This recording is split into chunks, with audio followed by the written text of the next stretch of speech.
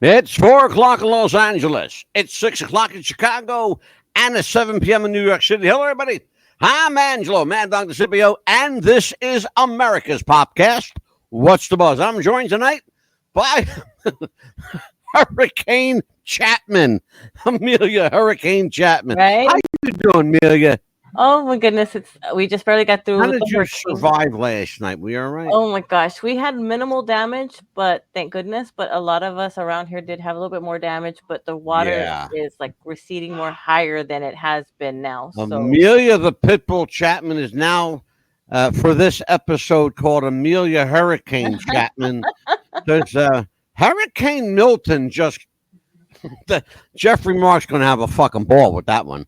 Hurricane Milton just came through South Florida and I kind of wiped the wiped the floor with Florida. God, man. yeah, in the middle of Florida, it just went like that. Oh, horrible stuff.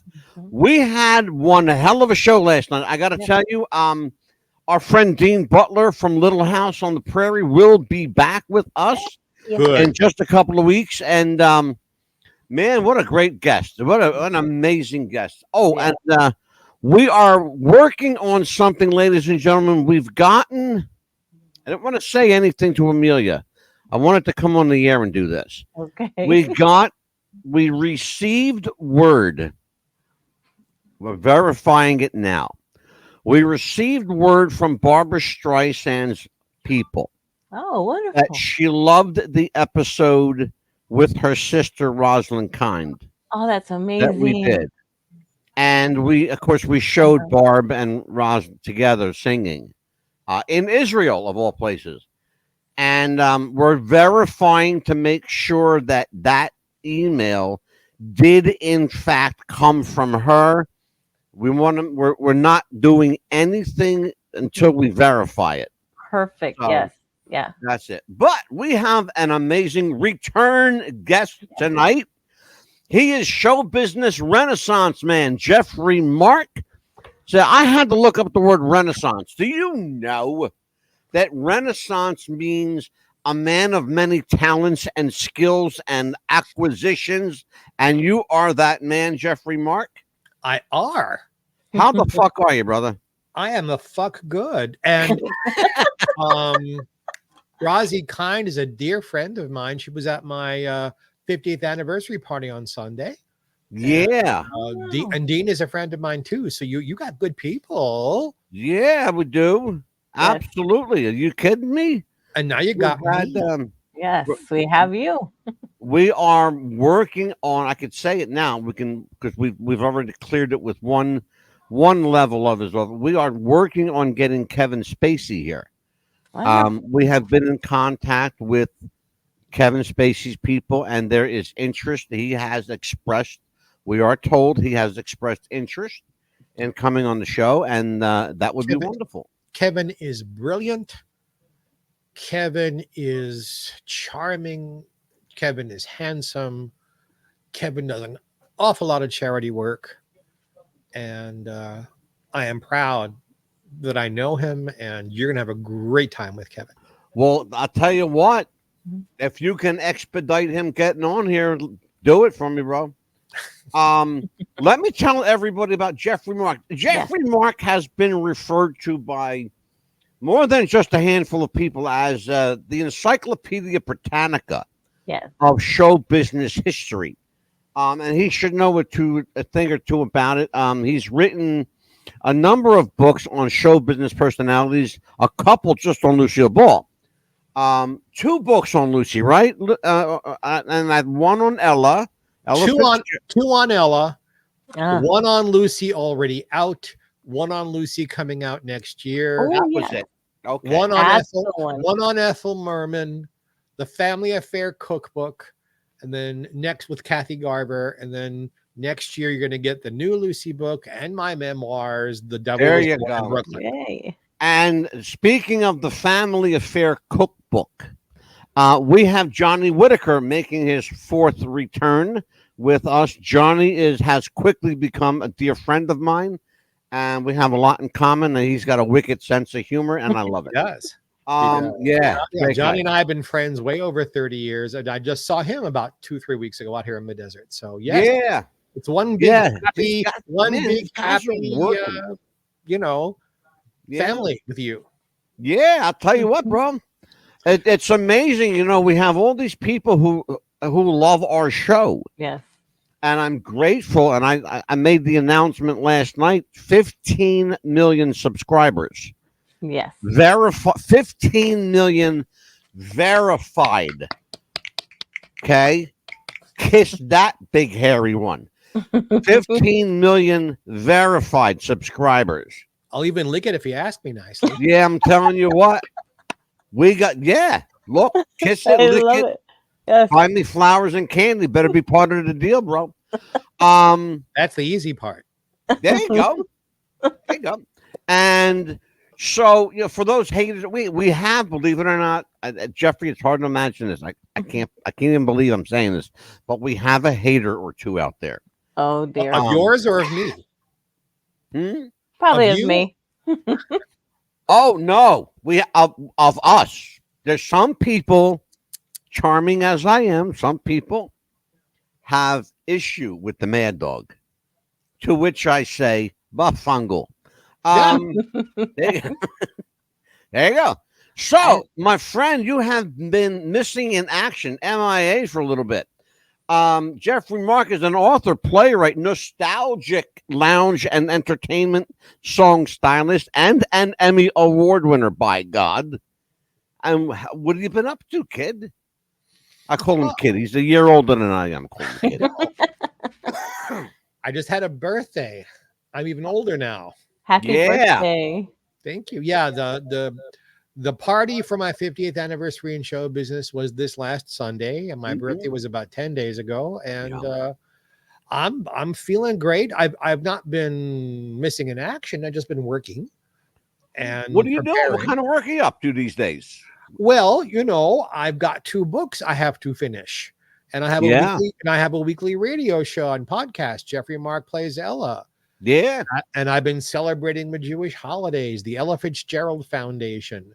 The people who run it are Jewish and had me out to their home in the Pacific Palisades for Rosh Hashanah. So I've been busy going to LA and working on my books and working on my show and doing research and helping other people in the business, some younger people who need a helping hand. And so I've not been like hiding in my house. I've just been busy. Geoffrey Mark goes to the Pacific Palisades. I go to Philadelphia and meet up with a guy named Nicky Knuckles. Okay. That's the difference between the crowds that we hang with. Okay. When in LA, you know, eat cheese and grapes like Caesar. On the East Coast, you know, hope not to get shot by Louis Lownuts, you know. Now be nice, because I have family who are Italian. That's hard to imagine. Oh no, seriously. For real for shoot. My great aunt Anna, so my maternal grandfather's sister, married an Italian man, converted to Catholicism, raised her children Catholic, and I have all kinds of relatives out there who are Italian Catholics, and you know, somehow we all get along, and I have great respect, and you should show more respect. How's that? Well, I'll tell you what, I would do that, but I'm kind of like this. I'm this diamond in the rough. I'm a gem. I'm a sweet person. I know I am, but I can also be an asshole. I know that as well. But I'm a kind and funny asshole. Yes, this is true. I am. Just because you have I respect everyone. Here's the thing, though. On a serious note, I did not know anything about your Italian heritage. Yes. Yeah, I had no idea, bro. I was taught to respect. I was taught to not look at the differences, but what we have in common. True. In fact, you talk about people acting properly. My uncle Frankie, Italian, passed away before his daughter Lillian got engaged. So when her husband Tony, her husband now, her boyfriend Tony, wanted to get engaged with her, they came to my grandfather because he was the eldest person in the family, even though he was Jewish. Yep. And asked my grandfather for her hand, and I got to observe that. And that's respect. That's old school. Respect. And I think you should remember that just because you have big feet doesn't mean they don't make cement shoes your size. So just keep that in mind when you're talking about that. I love it. I love it. One of the things that we love about Geoffrey Mark is that he's got his nose to the grindstone on kind of a little bit of everything in show business. One of the things I'm fascinated with, Jeff, particularly these days, Broadway is actually reporting record profits for the first time since 2018, right before the pandemic. Why do you think people are going back to spending money on live shows on Broadway? I think there are, first of all, I'm happy to hear it. Very happy to hear It's true. Straight up. The record profits are because they're charging hundreds of dollars a ticket. It's crazy. When I was first going to see Broadway shows as a young person, for $6.88 or $5.88, you could get a ticket downstairs.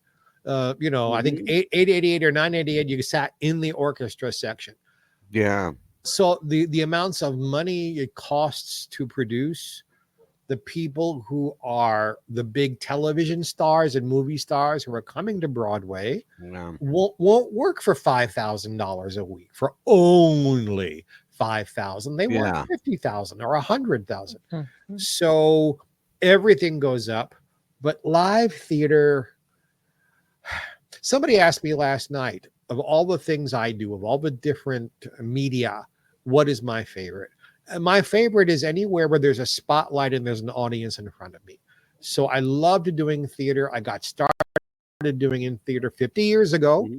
Should I tell you the story of my first show? Yes. In front of an audience? No, I'd love to hear that. Yes, yeah, please. sure. Professional. Well, amateur, the first one I was 4 years old, and they put a beret on me and they penciled in a mustache, and I sang Dites-moi from South Pacific. And when I was finished, it was like, well, I don't want to do anything other than this. Okay, I've decided. But it took me till I was 15 to get into professional show business. For those of you who have never heard me talk about my background before, home life was not spectacular. And I had already met my partner, Joel, may he rest in peace, in high school, and a wonderful woman who is still my sister, who lives in Aruba now, Phyllis Limpert Viana. And my father went out of his mind one day, and I called her and said, you better pick me up because I think he's going to kill me. Yeah. She said, grab a piece of sheet music and meet me downstairs in 5 minutes. And she was there in 5 minutes. I had the sheet music, and the sheet music was from Where's Charlie, a show Joel and I had fairly recently starred in together. And we're driving and we're driving and we're driving. And it's like, Phyllis, where are we going? She said, we're going to Washington, D.C. because you're going to audition for a show. Oh, Jesus. Wow. That's how she told you about the audition, by taking you there. I wasn't dressed. I wasn't dressed up. I had no photo, headshot. I had no resume. I mean, I was a color green the grass never gets. I hear you, brother. And my name was called, and I went up on a riser where they had a pianist. And I sang in a voice I never heard before. I'll give you a little snatch of it. Not snatch, that's the wrong word. Snippet is better, because I'm good with snatches. Yeah, I've heard that about you. But anyway, I got up there. I'm going to be serious. Besides the snatch, that's hard to do, and I'm going to do it anyway. Yes, sir. I got up there and I sang, my darling, I wanted to call you my darling. And I just kept my eyes closed and thought of Joel. And I got the job. Wow. And not just in the chorus, but I got a part in the show. This was Little Abner at the Colony 7 Dinner Theater just outside of Washington, D.C. And I've been working ever since. My parents threw me out about 4 months later, and I've been on my own. And as we have discussed before, Yeah. My first movie at 16, my first off-Broadway show at 17. I didn't get to do Broadway until Bring Back Birdie, and that was such a magnificent flop, but so much fun. Yeah. I talk about what happened there in my book, but I did 4 off-Broadway shows, and I toured in summer stock. So I love the theater, and I'm happy to see it resuscitating. We spoke to Dean Butler last night about his love of live performance. Does that ever leave you? Does the craving a live audience ever go away, regardless of how famous you become, Jeff? I think that depends on who you are. If you get started in the theater, yeah, I don't think it ever leaves you, because it's your first. Good. It's like your first orgasm. I like this. Go ahead. No. Meaning, you remember it. You remember everything about it. Oh, absolutely. Yes. Absolutely. But for people who started in television without a live, the one camera shows that don't have audiences, or films, if that's when they got started and they had no background in live, then they may just say, no, I've done enough live things. Thank you. I'd rather be in the controlled universe of one camera and a director and a set and what have you. It's not that I don't enjoy doing television or making films. I've done them. Sure. But I prefer Broadway theater, nightclub work, off-Broadway theater, summer stock, dinner theater, theater in the round, children's theater. I did all of it, and I loved every single second. Why are people in the theater, Geoffrey Mark, so hesitant to help other people? Jealousy. Interesting. And truthful. That fast. Look, a party was thrown for me Sunday for my 50th. There are people I love who couldn't make it because they were under the weather. There are people I love who couldn't make it because they were out touring, working. That working is always a wonderful excuse. Yes, work. You must work. But there were people who didn't even respond to the invitation. I'm not going to hold it against them, but they're jealous. Right. If one is extremely intelligent or talented or really good looking, or a woman is blessed between the shoulders, or a man is blessed between the legs, people get jealous. Why isn't this happening to me? And the answer is because you didn't get off your ass and make it happen. Because we all have talents of different kinds, and some aren't theatrical. I appreciate someone who's really good at hospitality, who invites me to their home and makes me feel comfortable and serves a nice meal with nice china. And I appreciate that. That's their talent. And, yay, good for you. Yeah. But I have been dealing with jealousy all of my life because I'm different. And take away the genius IQ, take away the God-given talents, because I cannot take a bow for being smart, take a bow for being talented, take a bow for being redheaded. And I've had jealousy about being redheaded. People who are jealous my career started so young. I said, well, would you like to get thrown out at 15? Is that something you aspired to? Or that I met the love of my life when I was 13? Did you want to see the love of your life getting beaten by his father because of you? Is that what you aspired to? And despite whatever negatives came along, I'm a survivor. I so love making people happy. That's the first time, Jeffrey, that's the first time I have ever heard you put it in such clarity, Thank you. in such stark, realistic terms, because yes, you are successful, but yes, you are in demand, and that's absolutely true. But it's also very true that you missed that love at home, that compassion at home, that's something that other people have in spades that you didn't have in maybe trinkets. The fact I was never a teenager. I went from being a kid to being an adult. Man, Yeah. like this. Yep. Well, you can crawl up into a ball. One can crawl into a ball and lick one's wounds and blame the world and do nothing. Or one can say, this sucks, donkey dick. Mm-hmm. But I'm not going to be like they are. Yeah. And I already recognize the intellect, the talent, the good looks, the red hair, no gag reflex. I have these things. He didn't even hear me because I know he didn't. I was kind of waiting for them to say. I absolutely did. I'm waiting for it. Go ahead. No, I was waiting for you to spit out your coffee. And no, I'm not disagreeing with any of that. You are a handsome guy. You are talented. You've got amazing red hair, and it looks beautiful with that little patch of white there. Yeah. Yeah, there you go. There's nothing that you've said is out of line or untrue. Yeah, you did miss something because she's giggling and she knows what I said. I have no gag reflex. That's the part you missed. Oh, right, hold on. Okay, there you go. Danny Thomas will appreciate that. Yeah, there you go. I just couldn't see myself sitting around some place.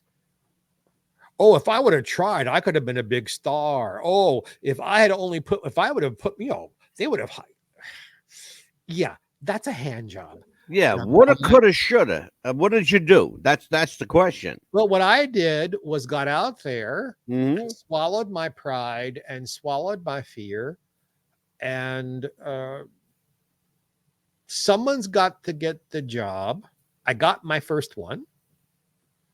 When I arrived back in New York, after a very brief time in college, on my own, paid for by me at 15 and a half. Good for you. I got back to New York right before Christmas of 1975. Okay. By mid-January of 1976, I was rehearsing an off-Broadway musical. And you're probably, what, 16, 17 at this point? Yeah, 17. All right. I already made a film, and the next year I was working at the Playboy Club. I just didn't see what else I could do. No one was going to support me. No one was going to give me a career. No one was going to do anything. I was no one's priority but mine. There you go. And I said, well, I better take good care of me then if I'm the only one doing it. Now, I'm not saying I did it all perfectly or that every decision was wonderful. No, I fucked up. How did you get people to like you? Was it difficult, the process of getting people to like you, to be endeared to them? The problem was not getting people to like me, because you can't get people to like you. No. They either like you or they don't. Or they don't. The problem was getting... He's absolutely right. The problem was getting me to like me. There you go. Yeah. Because I was taught at home that I was unattractive, unlovable, incredibly untalented, had a terrible singing voice, wasn't funny, and was wasting my time. Yeah. Unfortunately, when they kicked me out, they didn't stop all contact. Looking back, if they would have just gone out of my life, yeah, I would have been a much happier person. I'm sure. And I don't mean any disrespect. My father is gone many, many years. My mother is still alive. We haven't spoken in like 12, 13 years. Oh, well. Yeah. Oh, well. Hey, it happens. But Jeffrey, I am up against a hard break, Jeffrey. Pardon the interruption. I've got to do this, and we will be right back right after a word from our sponsor at Manscaped. Yeah. Do you have sweaty balls or volleyball netty balls? It's time to make them ready balls. The Manscaped.com Lawnmower 3.0 will do the job and clean your knob with its patented no-nick head, so your head will function as desired. Enter promo code WrestlingFuture for a generous 20% discount. That's enter WrestlingFuture for a 20% discount. Manscaped.com and Wrestling with the Future, going balls to the walls with Manscaped.com and the Lawnmower 3.0. Your balls will thank you, and so will we.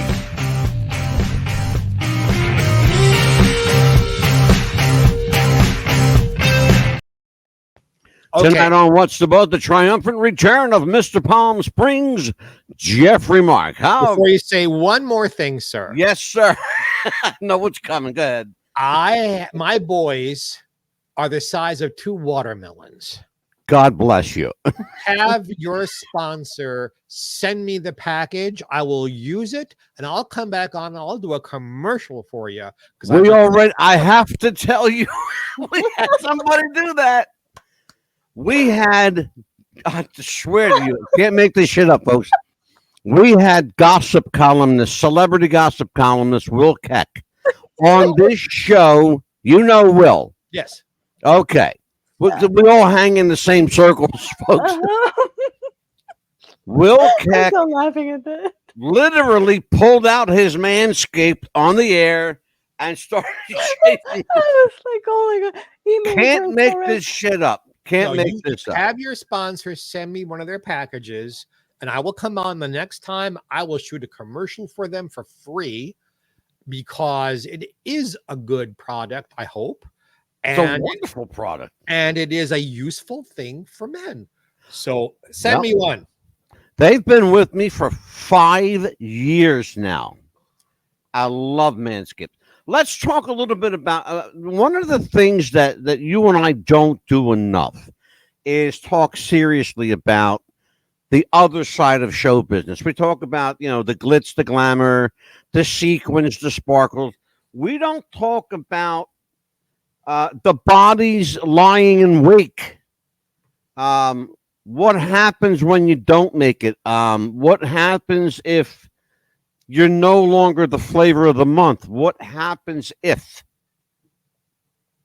So what happens, Jeffrey, to people who were once, toast of the town that now, are lucky to get a job like Lana Clarkson, hostessing at, El Cantina Burrito. You know what I mean?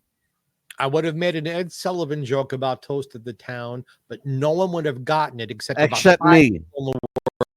Yeah. Yeah, you and me, maybe. Because Toast of the Town was the original name of the Ed Sullivan show. Yes. And I'll bet half of you watching and listening don't even know who Ed Sullivan It was. was, exactly. That's Look, Lucille Ball did something very intriguing in front of me. She, back in the mid-'80s, did a symposium at what is now called the Paley Center in New York City. Mm-hmm. She didn't perform. It was Q&A. Ask her questions and she'll answer you. And there was a young acting student there, a young lady, I'm assuming she was a lady, who began in one of those good heavens, take out your adenoids voice, whined on and on about how she was going to acting school and couldn't get a part and they wouldn't cast her in anything. Yeah. And Lucille reached down, she was at a podium, reached down to get her bag. She began to tease out her curls. She reapplied her lipstick. She adjusted both bra straps, looked at the girl and said, "Are you still whining?" Oh. She said, "If you're in an acting school," I'm looking at her like she's sitting here. "If you're in an acting school and you're not getting parts, it's one of two things. Yeah. You're at the wrong school or you have no talent. You can fix the first, you cannot fix the second. Get off your ass and do something. Oh, brother, you just opened up the Pandora's box. Let's talk to. Oh, man, do we have to talk about that one? So put that aside for half a second, because go ahead. You brought up two parts of it. Yes, sir. Or the people who get in the business have success, and they're no longer the flavor of the month. Right. I was very close friends with Bob Schiller. Bob Schiller was one of the original I Love Lucy and Lucy show writers. He wrote for All in the Family. He wrote for Maude. He wrote the episode where Edith gets raped. Yeah. You know, along with his partner, Bob Weisskopf. May they both rest in peace. Bob and I were very, very, very close friends. Bob's wife didn't like me. That happens with a lot of my male friends. Their wives don't care for me. I think they're afraid of you don't trust your husband that he's straight. You're afraid he's going to get too close to me. But we went to a Democratic Party fundraiser together. They took, and she said, let's go for a walk. Okay. And she said, Jeff, you're reaching an age where you can't do what you used to. I'm meaning the kind of parts I was playing. Right. You've got to learn to reinvent yourself. Yeah. If singing isn't bringing you income, do comedy. If comedy isn't bringing you income, write. If you can't write, produce and direct. If you can't produce and direct, go back to something else you're good at and keep revolving it. And the joke, I have 150 hats that I keep revolving. That's how I've stayed alive all these years. You reinvent yourself. At 15, I was this sparkling green as grass kid that a lot of people took under their wings. Thank you. Thank you. Thank you. At this point, I'm being called a goat. I'm being called a show business icon. I pass it forward. I work with younger people who need the kind of help I received. Right. And I'm really good at what I do. I'm singing better than I ever have in my life. I'm fucking funny. And I'm a wonderful writer. And happily, my services on some levels are still being used. The Emmy still sits behind me in the video screen here. Yeah. The Grammy is still up on the wall. Yeah. The having certificate from Congress, a certificate from the California state legislature. I'm a lucky guy. But part of the luck is I take a shower, shave, put on the makeup, suit up, put on the sparkles, and I'm ready. Absolutely. We were talking, for all of you watching and listening, we were talking before the show started in the electronic green room that both of your hosts had problems today. We were almost afraid the show wouldn't happen. I didn't get a chance to tell them that the electricity in my house was turned off all day. Oh, no. I was out and about. I got my COVID and flu shots. I ran errands.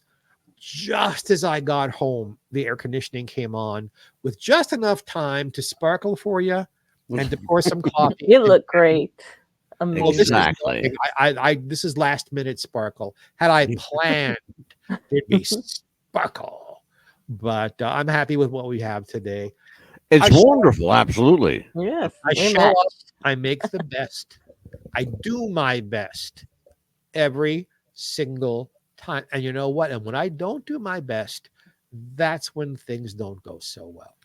Geoffrey, you mentioned something earlier about an acting student. Let's talk about acting schools. I'm not a big fan of acting schools because I think they do a talented person a great disservice. And I will equate it to professional wrestling.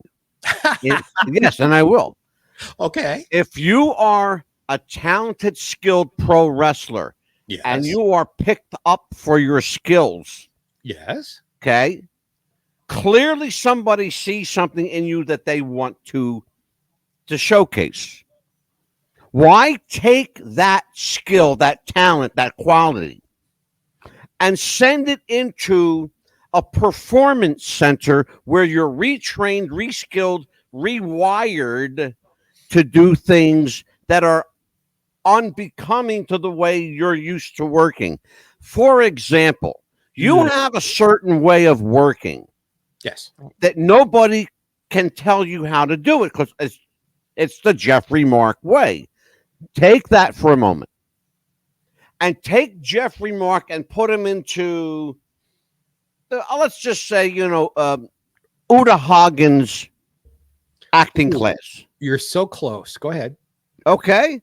And tell me if that Geoffrey Mark is going to be the Geoffrey Mark that comes out of Uta Hagen's training school. All right. I have to tell you a story because you're so close. It's almost scary. Okay, go ahead. Having natural talent is a blessing from God or the universe or the stars, whatever you believe in. Mhm. But just because you have the talent doesn't mean you know how to develop it. Okay? You don't walk on a stage and know. I have this conversation on Sunday. How to find your light. What do you mean? What do you mean find your light? Mm-hmm. Well, you got all these lights shining on you. You want to look your best, but you don't want them staring you in your eyes so that your eyes burn out and you can't see anything. Exactly. My Joel taught me. You go on stage, you shut your eyes, and when you can feel the light here, you're in your light perfectly, and you'll be able to see everything. Yes. Well, Joel happened to be in love with me, but if he hadn't taught me that, or we would sing a Gershwin song, and he, whatever Gershwin song you like, and halfway through he'd start playing another Gershwin song, but he had me continue with the first one. We did this for months.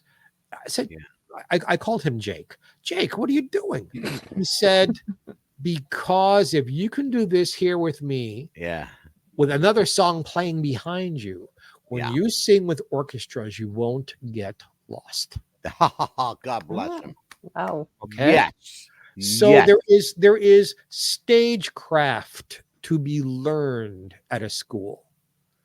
How to breathe properly when you're singing can be taught. How to sing, I mean, you either can or you can't, but you can make the gift better at a good school. It's like playing Heart and Soul in a CA split. Yes. People don't understand. Heart and Soul is actually two different songs, really put together. Yeah. So originally, I had a scholarship at the American Academy of Dramatic Arts, and that just sort of fell apart. When you read the book, you'll hear the story. So I went to dancing classes because I used to be able to dance, but I was never going to be Gene Kelly or Fred Astaire. But in those days, you had to dance to be in summer stock. Sure. So I took I went to ballet lessons and jazz lessons and tap lessons, so that if I got a part in a job where they required dancing, I could do it. I wasn't going to be the big featured soloist, but I could do it. I've taken about 9 singing classes in my entire life. And you know what? I learned what I needed to learn to develop my talent.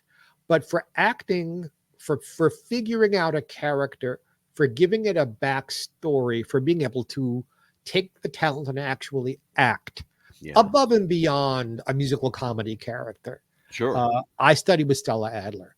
Not the Stella Adler studio with somebody else. I studied with Stella Adler. And I also legendary acting teacher. Amazing. And I also studied with her voice person about talking. Because having grown up in Brooklyn, New York, and Randallstown, Maryland, I had this really strange Fran Drescher. I hear you, brother. mixed with the guy who narrated the Waltons. I hear you.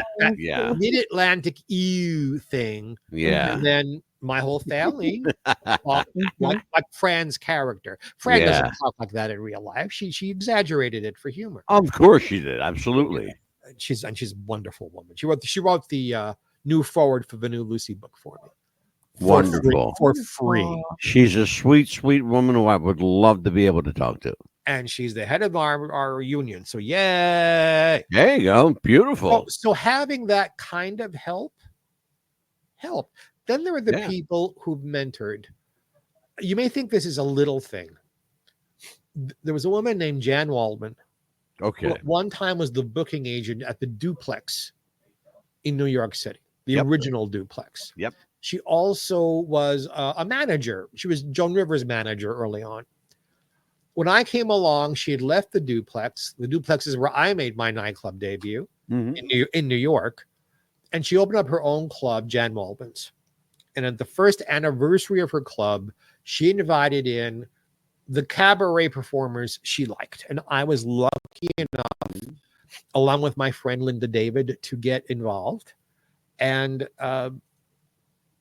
I sang, they say that Falling in Love is Wonderful from Annie Get Your Gun. And I finished and she pulled me aside and she said, "What are you screaming at?" I said, "What do you mean screaming?" She said, "You're singing into a microphone. You're not belting it out. There's no second balcony out there. There's just these 50, 60 people right here. Yeah. Learn how to sing to them. Learn how to sing intimately. Learn how to tell a story with your..." Well, that's all I needed was to be told that, to become 100% better at being a nightclub performer. Remarkable. Wow. So it's all the mentors Remarkable. along the way. And you know, you guys know, and those of you again who are watching and listening, I could take up this whole hour. Just the names of very famous people who said, "I'm going to help you." Just their names would take up an hour.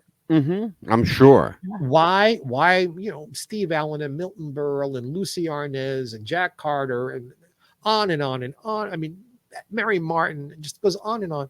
Why? I hope because I'm a nice guy. I hope because they saw talent.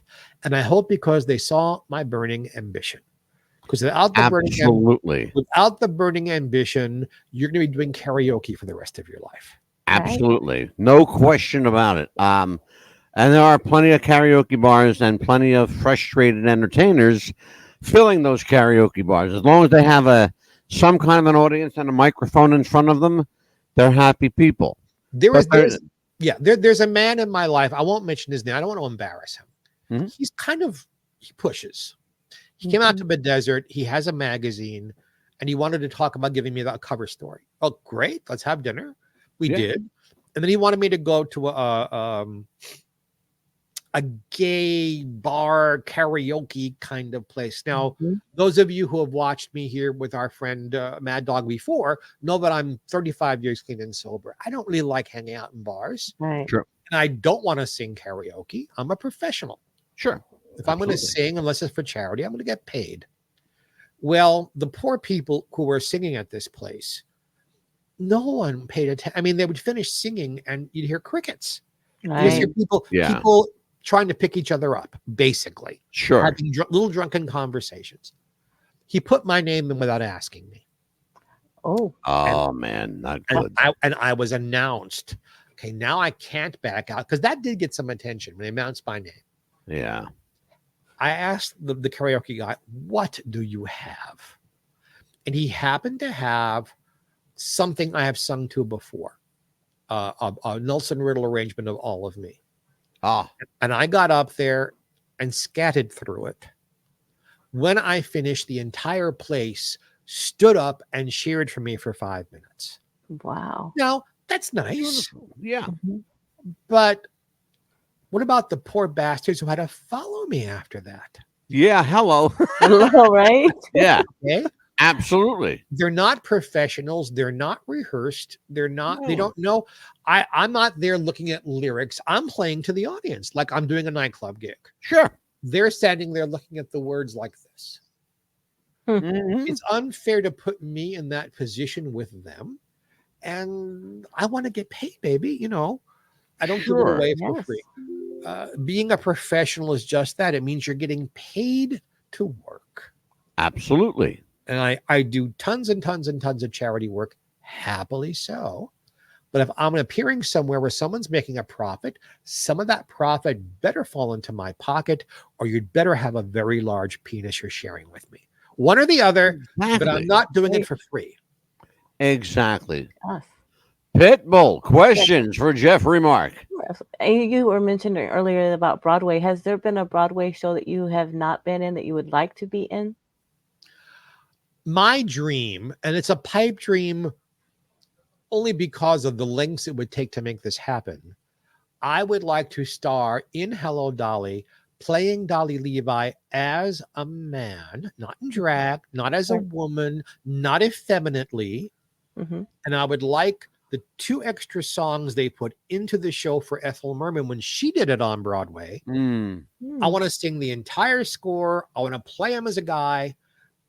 And I think that would run for years because the show is one of my absolute favorites. I'm made just for it. And of course, with the beard and being Jewish and being older, everyone thinks I should play Tevye in Fiddler on the Roof. I don't see it. I don't see it. The only reason I don't see it is that Tevye doesn't have any really great songs. Well, not only that, I don't. You are far too gregarious to play Tevye. I'm also an actor, sir. Exactly. Tevye, it was, if you're not familiar, Amelia, with Fiddler on a Roof, okay. Tevye was this, how would you describe him, Jeffrey? He was a dairy traditionalist. He was a dairy man who had a little house and a barn, and he literally, with a push cart, sold his milks and cheeses and butters to the other Jews in the shtetl where they were living, called Anatevka in Russia. He was very humble. Very humble guy. He had 5 daughters. They weren't destitute, but they had dirt floors. They had good china for holidays.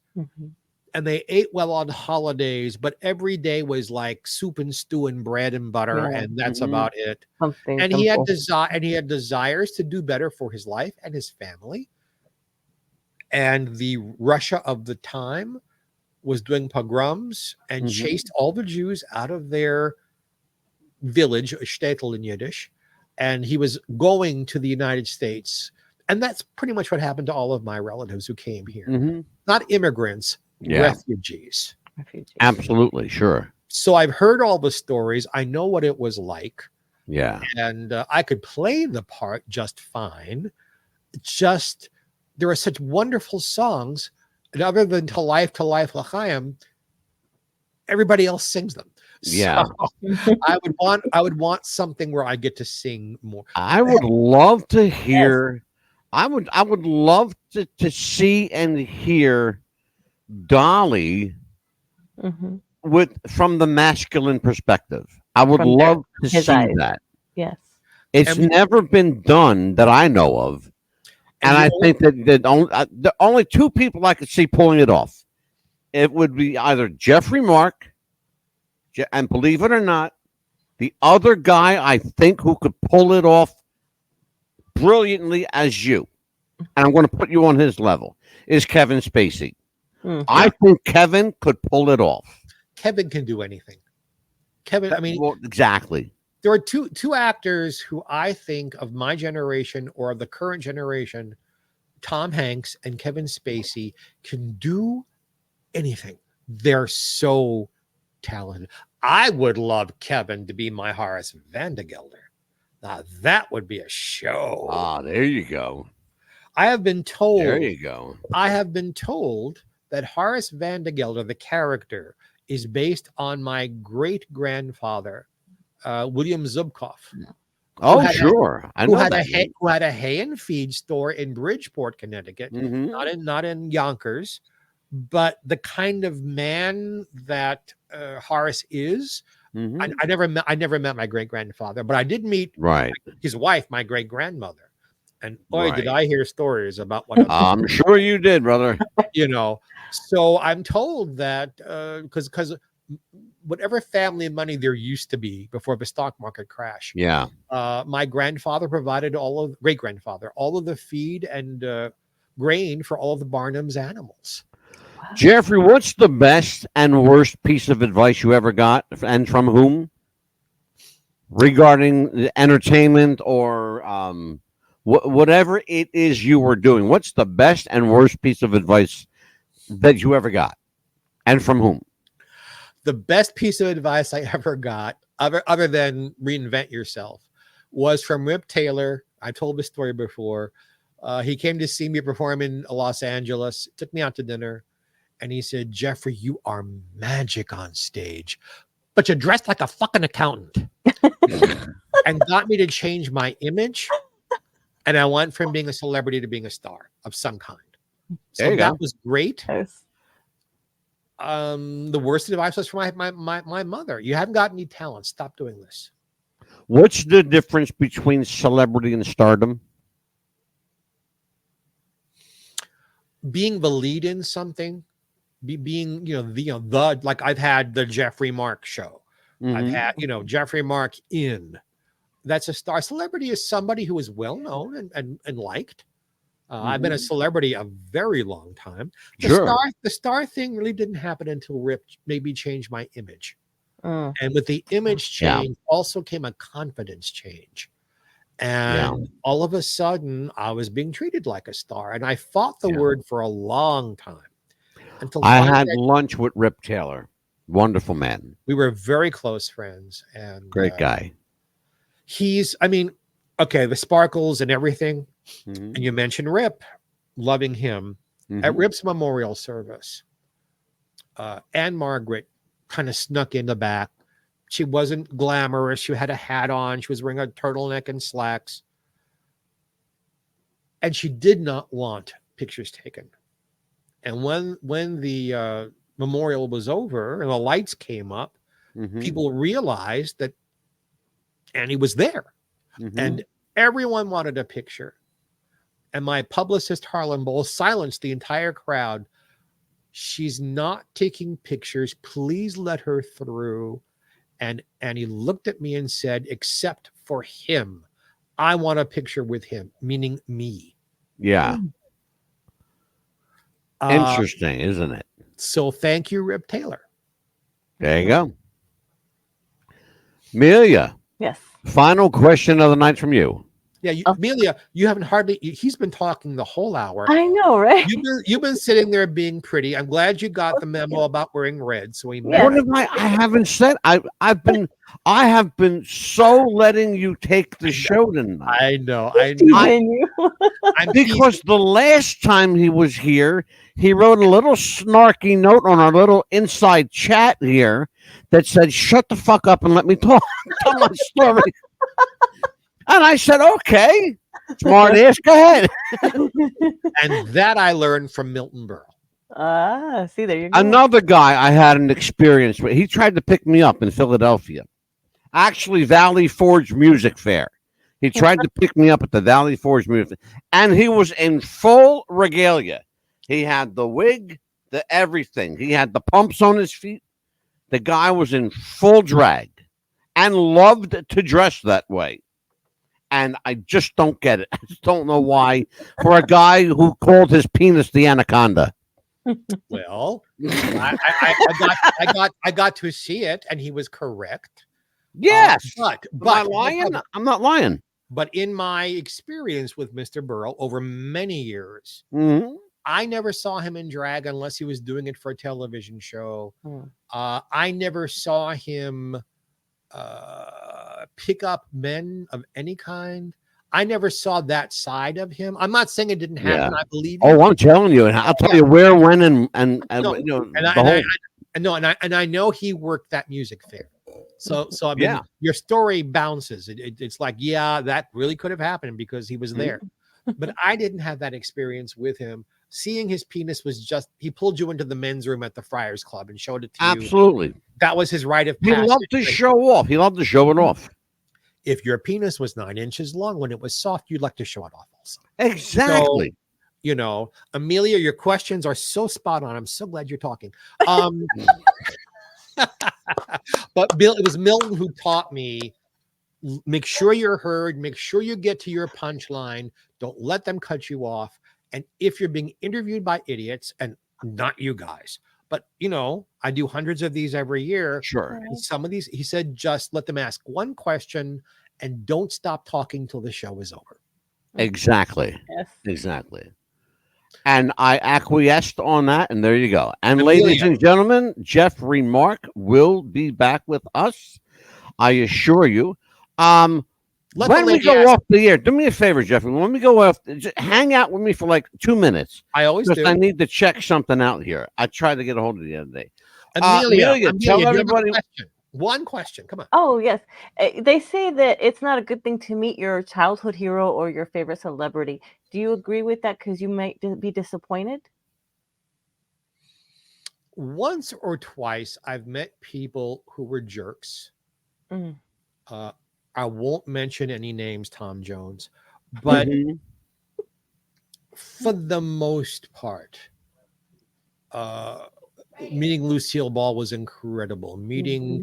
Talking to Frank Sinatra on the phone was incredible.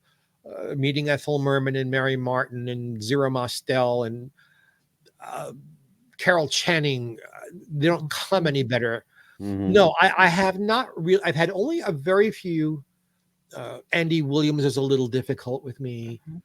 When you read in my book, I talk about the ones I met who weren't very nice, and usually there was a reason for it. Mhm. Except for the first name I mentioned, and that whole story's in the book, where he was just so homophobic with me that I had to put him in his place, and I did. Good for you. Yeah. So proud of you. Yes. We've actually heard stories about Mr. Jones that he could be a little bit off-putting. Let's put it that. We'll use that word. Oh, yes. Amelia, what do we got coming up? We have on the 14th that we have in the news. We're going to be talking about whatever's local in our news or around the world. You and I, 7 p.m. Eastern time. And October 15th, we have Dr. Diane Langle talking about medical mayhem in America. I finally got a doctor to come on here who has no obligation to any health concern or company. And she is going to spill the beans on what hospitals and healthcare facilities are actually doing to you, how they are double, triple, and quadruple charging you for the same service under the guise of different names. We're going to find out a whole lot from Dr. Langle on this show. And I have 3 days, 3 consecutive days of what really happened to John F. Kennedy with the world's foremost expert on the Kennedy assassination. He will be here. And don't forget on the 16th, that same Wednesday, we have Eastbound and Down coming back as well. And the ultimate tribute to Smokey and the Bandit with the world's number one Jackie Gleason tribute artist. And this guy is scary good. Sean Bailey is the world's number one verified, ranked number one Jackie Gleason, Sheriff Buford T. Justice tribute artist. Yes. Also played Jake Elwood in the Blues Brothers on Legends in Concert, and a number of little secret, he played the Fat Elvis.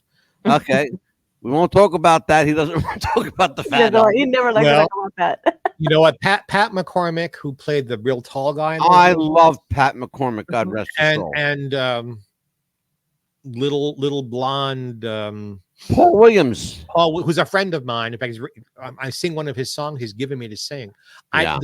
I know them. I've heard all kinds. So I can't wait to hear that show because I've heard so many stories from the two of them about the making of those films. Well, Sean and Paul Williams are actually really good friends. Good. And we are we're working on, we're very, very close. We're working on getting Tanya Tucker here. And we are 95% there, and she is a wonderful, wonderful woman. We're getting a little help from some inside sources in country music, folks. Not mentioning any names, Lacey J. Dalton. Right. Our friend Lacey. Geoffrey, what do you got coming up? Where are you going to be? Where can people see you? Well, everything I do, I post on Facebook. Geoffrey Mark. There's my name somewhere. So there it is. Right there. I also post stuff on Instagram and X. My radio show, Geoffrey Mark Plays Ella, We're negotiating for a radio station in Los Angeles. At the moment, it's being heard in New York and San Francisco, or as a podcast on every platform you can possibly think of. Yeah. I've got the new Lucy book coming out next year. I've got my memoir, The Devil Was Born in Brooklyn, coming out next year. I don't think I have any bookings to sing for a couple of months that we would, want to mention. It's to be too far away. Sure. And sure. I'm just, doing So shows. your writing books is going to keep you busy for a bit. Oh, it always does. It always does. These are my last 2 books. Yeah. These are the last 2, unless someone comes to me and says, here's a whole bunch of money, I need your help. But I'm written out as far as the topics that will sell. Sure. That will sell. And I'd like to spend, whatever time I have left of good health and celebrity, singing, doing comedy, and making people happy. Beautiful. On that note, for yes, Amelia, the Pitbull Chapman, for Geoffrey, the Renaissance Man Mark, I am Angelo, the Mad Dog DeCipio, and this is America's Podcast. What's the Buzz? We'll see you, God willing, and the creek don't rise next time around. Take care, folks. Good night. God bless. Bye-bye.